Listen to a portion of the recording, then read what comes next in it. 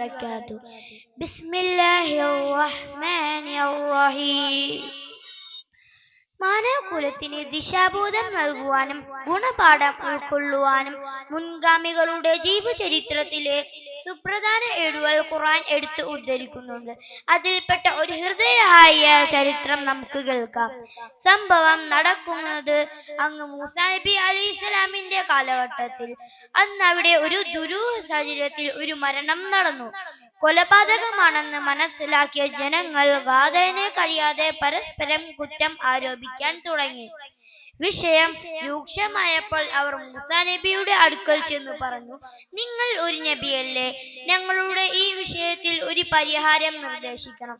മൂസാ നബി ഇത് അള്ളാഹുവിനോട് പരാതിപ്പെട്ടപ്പോൾ അവരോട് ഒരു പശുവിനെ അറുക്കാൻ അള്ളാഹു കൽപ്പിച്ചു. കൊലപാതകയെ കണ്ടെത്താൻ പശുവിനെ അറുക്കുകയോ എന്ന് ചോദിച്ച് അവർ പരിഹസിച്ചു. എങ്ങനെയുള്ള പശുവായിരിക്കണം, ഏത് നിറമായിരിക്കണം എന്നിങ്ങനെ ചോദ്യങ്ങൾ ആവർത്തിച്ചു കൊണ്ടേയിരുന്നു. അള്ളാഹുവിന്റെ മറുപടി ഒന്നും നിലമൊഴിയാനോ മറ്റോ ഉപയോഗിച്ചിട്ടില്ലാത്ത സൂര്യലക്ഷ്മി പതിക്കുമ്പോൾ സ്വർണ്ണ നിറത്താൽ തിളങ്ങുന്ന അധികം വലുതോ ചെറുതോ അല്ലാത്ത ലക്ഷണം മൊത്ത പശുവായിരിക്കണം. അവർ പശുവിനെ അന്വേഷിച്ചിറങ്ങി. അവസാനം അങ്ങനെയൊരു പശുവിനെ അവർ കണ്ടെത്തി. സ്വാലിഹായ ഒരു മനുഷ്യന്റെ യതീമായ ഒരു മകനായിരുന്നു പശുവിന്റെ ഉടമ. ഉപ്പ മരിക്കുമ്പോൾ തന്റെ മകനുള്ള അനന്തര സ്വത്തായി അള്ളാഹുവിനെ തവക്കുലാക്കി കാട്ടിൽ വിട്ടതായിരുന്നു പശുവിനെ.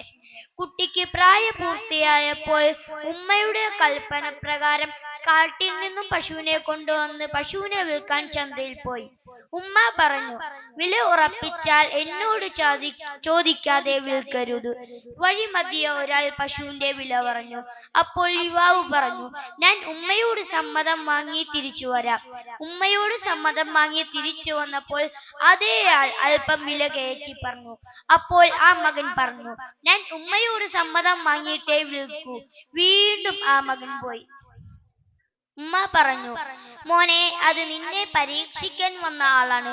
അദ്ദേഹത്തോട് ഇതിനെ എന്ത് വിലക്ക് വിൽക്കണം എന്ന് ചോദിക്കണം. ഉമ്മ പറഞ്ഞതുപോലെ ചെന്ന് ചോദിച്ചു. അത് മനുഷ്യരൂപത്തിൽ വന്ന മലക്കായിരുന്നു. ആ മലക്ക് പറഞ്ഞു, ഇതിന്റെ തുകൽ നിറയെ സ്വർണമാണ് ഇതിന്റെ വിലയായി വാങ്ങേണ്ടത്. അങ്ങനെ തർക്കക്കാരും ചോദ്യം ചെയ്യുന്നവരുമായ ആ ജനത കനത്ത വില കൊടുത്ത് വാങ്ങേണ്ടി വന്നു. പ്രിയമുള്ളവരെ, ഈ പശുവിന്റെ ഒരു ഭാഗം മരിച്ച വ്യക്തിയുടെ ദേഹത്തടിക്കുമ്പോൾ അദ്ദേഹം പുനർജീവിച്ചു കൊന്ന വ്യക്തിയെ പറഞ്ഞുകൊടുത്ത ശേഷം വീണ്ടും മരണത്തിന് കീഴടങ്ങി. ഈ കഥയിൽ നമുക്ക് ധാരാളം ഗുണപാഠങ്ങളുണ്ട്. അള്ളാഹു പറഞ്ഞ ഈ കഥയിൽ നമുക്ക് ധാരാളം ഗുണപാഠങ്ങളുണ്ട്. 1. വലിയ ആളുകൾ നമ്മുടെ എന്തെങ്കിലും ആവശ്യപ്പെട്ടാൽ മറുചോദ്യമില്ലാതെ ചെയ്യുക, അതിൽ ബർക്കത്തുണ്ട്. 2. ഉമ്മയുടെ വാക്കുകൾ അതേപടി അനുസരിച്ചാൽ വലിയ നേട്ടങ്ങൾ പിന്നീട് നമ്മെ തേടി വരും. ഇത്രയും പറഞ്ഞ് എന്റെ കൊച്ചു കഥ ഞാൻ ഇവിടെ അവസാനിപ്പിക്കുന്നു. അസ്സലാമു അലൈക്കും.